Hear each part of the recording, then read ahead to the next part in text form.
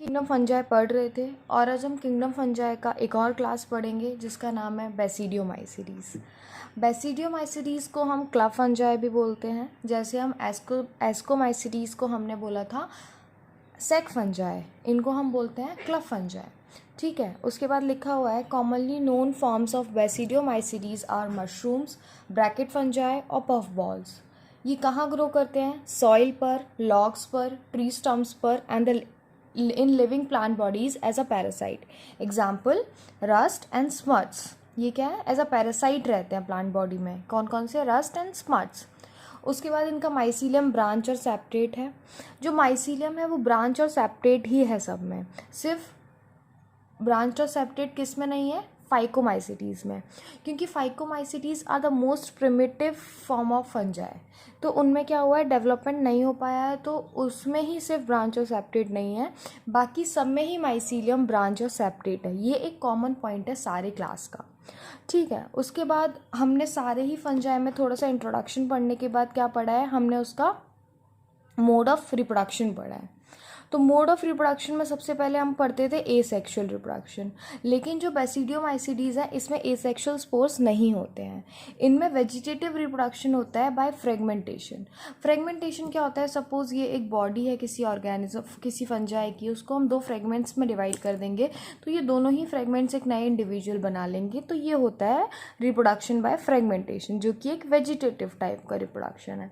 उसके बाद इसमें सेक्स ऑर्गन्स एब्सेंट होते हैं, पर इनमें सेक्शुअल रिप्रोडक्शन होता है। ठीक है, तो सेक्स ऑर्गन एब्सेंट है पर सेक्सुअल रिप्रोडक्शन कैसे हो रहा है? तो वो हम आगे पढ़ते हैं। लिखा हुआ है कि plasmogamy is brought by the fusion of two vegetative और somatic cells of different strain और genotype.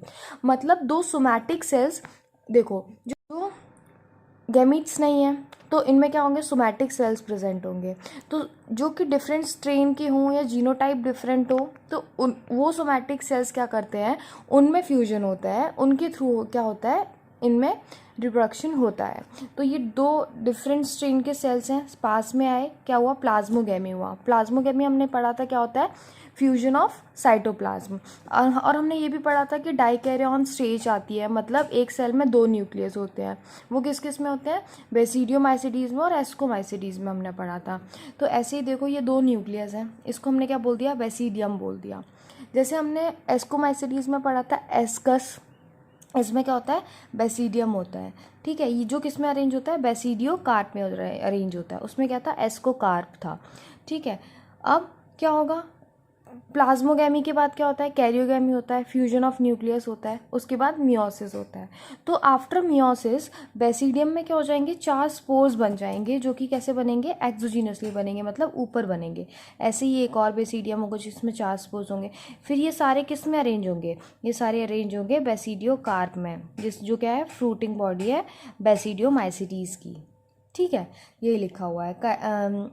Karyogamy and meiosis take place in basidium, producing 4 basidiospores. Basidiospores क्या हो गए? Sexual spore हो गए basidiomycetes के. The basidiospores are exogenously produced on the basidium. The basidia are arranged in the fruiting body called basidiocarp.